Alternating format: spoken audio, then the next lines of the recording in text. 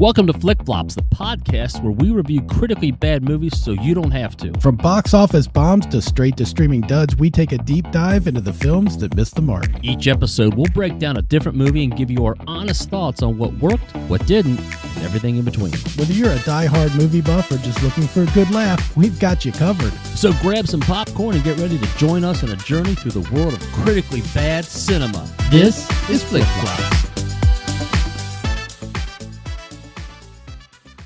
Welcome to Flick Flops, a podcast where we explore the best of the worst movies in cinematic history. Today we're diving into the world of mystery and suspense with a look at Murder Mystery 2.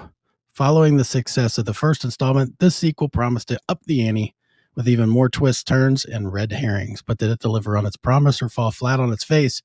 Grab your magnifying glass and get ready to put on your detective skills as we dive into the world of Murder Mystery 2. Yay! Yay! Exclusively on Netflix. Yeah. So that made it hard. I couldn't find any budget info on this movie. Right. Obviously, there was no box office because it's on Netflix. But I tried to find the budget for what it cost to make. I couldn't find. So I have no numbers there. I have Rotten Tomato numbers if you want to do that right off the bat. Yeah, let's start there. I think that's it. Well, do we want to talk about the plot first? Yeah. Like just the setup for the plot? Absolutely. Obviously this is a sequel to the first one. This one follows 4 years after the first movie. And now the couple, Nick and Audrey Spitz, are full-time detectives.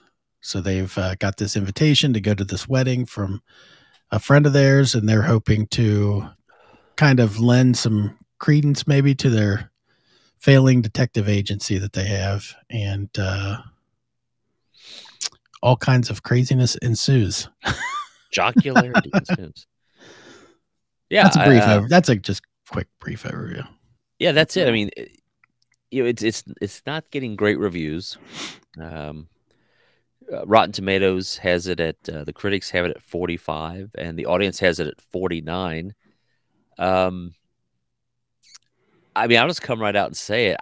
I enjoyed this movie. I don't have anything bad to say. So I'm curious about the critics' response and the audience response. When again, I always default back to what you've always preached, Gary. Was I entertained?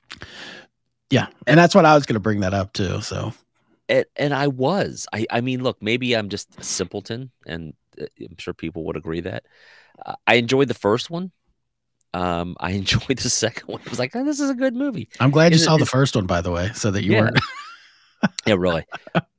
So, I mean, is it ridiculous? Yes. Is it basically? I mean, the thing I love about Adam Sandler, and besides the Shia Badu, is this guy has made a way to make movies with all of his friends, in exotic locations. So it's basically like he gets Hollywood to pay for his.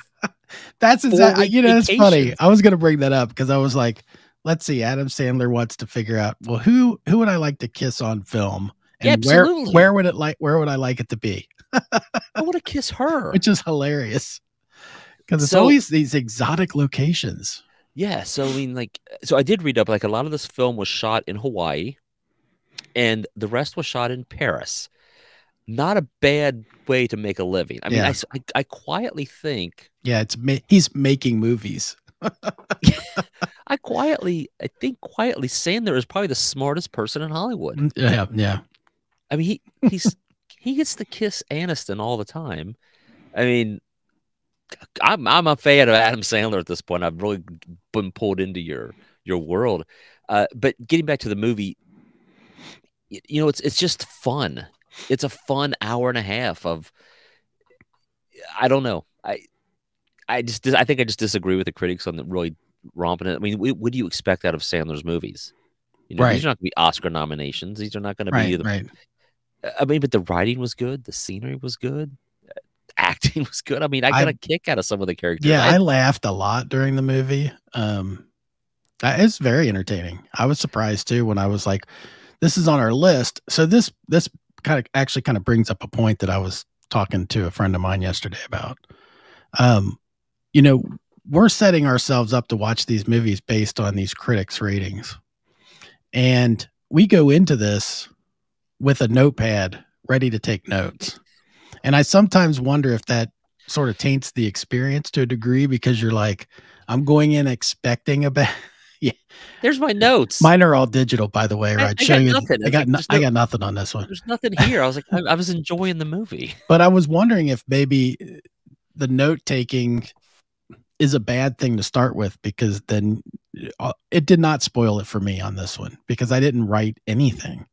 I got caught up in the movie, totally enjoyed it from the beginning, and I just had a good time.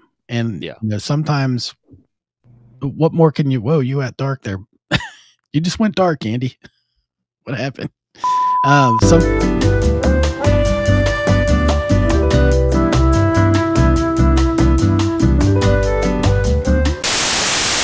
All right, we're back.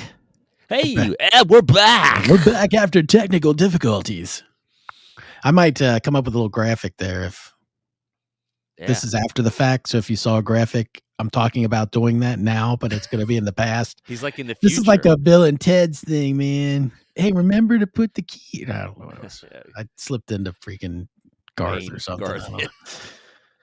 Anyway, where were we?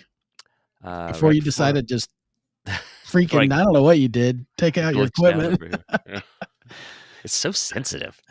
Well, one thing I was talking about is that when we start to watch these movies with a notebook in hand, it almost is like we're setting ourselves up to try to find things that are wrong with the movie. Right.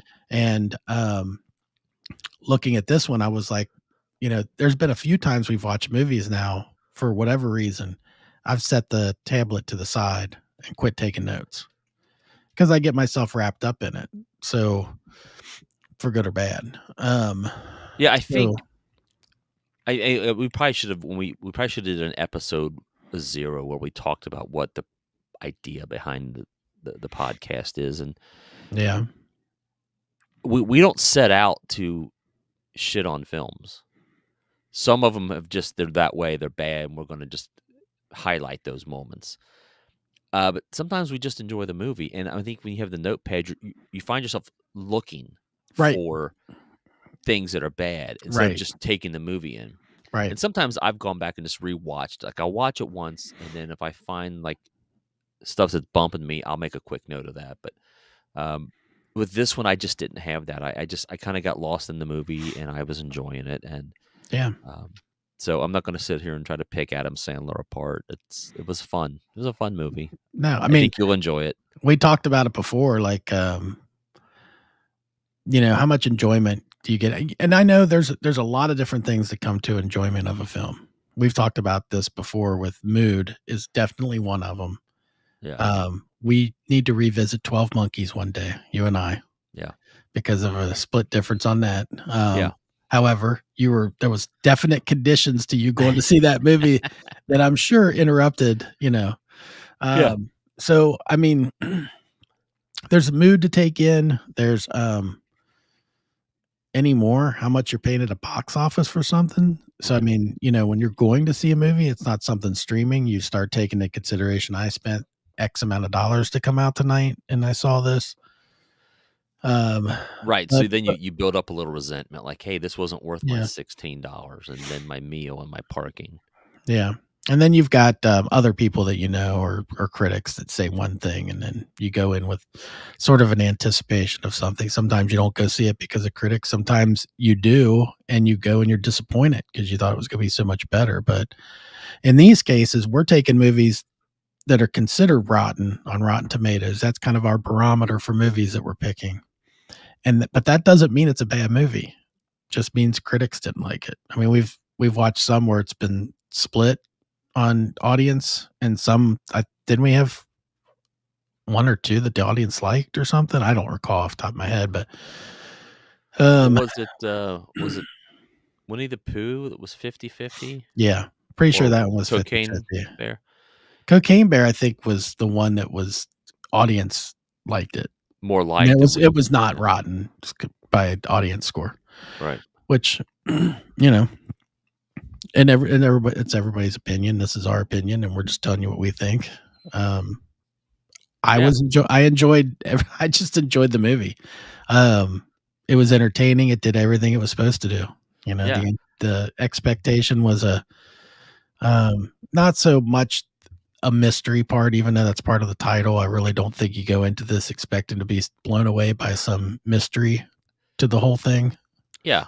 But you expect comedy because of Adam Sandler. I mean, for the most part. Yeah, I mean, I'll show you the one. If I had to pick something that I just didn't understand, and I'm not knocking it, I just don't get, is this combination here. These two people, the supermodel, yeah, and with the yes laughing man, yes hyena man sidekick. man. I don't. Yeah.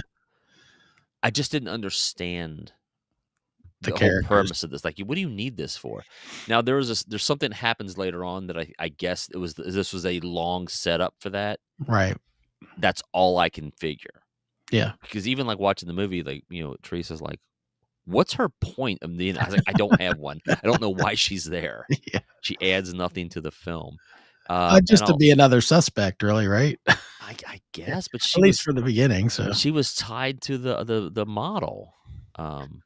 And then one other thing that I was like waiting for it to bother me, like not bother me, but like, oh boy, here we go, because of a previous film we had reviewed, that being The Love Guru. I was concerned about right. another Indian. That was a flashback of that, by the way. Dancing scene that I was like, oh boy, here we go. Adam, please don't follow Mike Myers into this world. Yeah. But the scene made sense. The main character who this scene is about is I really get a kick out of his character. Yeah. You know? Oh yeah. I don't know. I'm struggling to find anything to really pick on with this movie. At the end of the day, I just this is fun. This is good. I don't have much, but this scene is where things start getting really out of hand. Yeah. I mean, but it's hilarious, dude. I thought it was hilarious. It's done well. I mean, I think, and I don't know how much Sandler's involved with all this, like the writing and the storyline, but I mean, it's done well. And that's it. I'm not going to sit here and just bamble on it. It's a good movie. I think you should watch it. We can do our rankings and ratings and get out of this and make this a short episode if you want. Yeah, we can make this a short episode. I said what I wanted to say about the taking notes and stuff, you know, that can sometimes get side by side with Jen Aniston, possibly ruin it. Now, so part of the thing with do we have they're in here. So part of the thing with our ratings is we don't have a 0 rating. Right? Yeah. So so at the very least, unfortunately, for our ranking system that we've kind of gone with, do we revise that? I don't know. Yeah, no, I think we should just we have what we have. Yeah. I would like to give it 0, but I'm gonna give it a 0.5 toilet paper. Yeah, I think that's fair. I enjoyed it. Like I said, yeah, I mean, again, in our rankings, and then we should always constantly remind people that ours, the lower the ranking is better. Right. The higher the ranking is, it's an absolute turd of a movie. You should not waste your energies on this film. Yeah, and you'll get a good taste of what our ranking system is once we get our leaderboard and together. You get the graphic together. We need to get some more under our belt first before we bother putting that together. But yeah, I'll give you my ranking real quick. I'm in cahoots there with Gary. I barely can give it a half a turd. It was entertaining, and I'll just leave it at that. You do. It is a smiling turd, for the record. Yeah.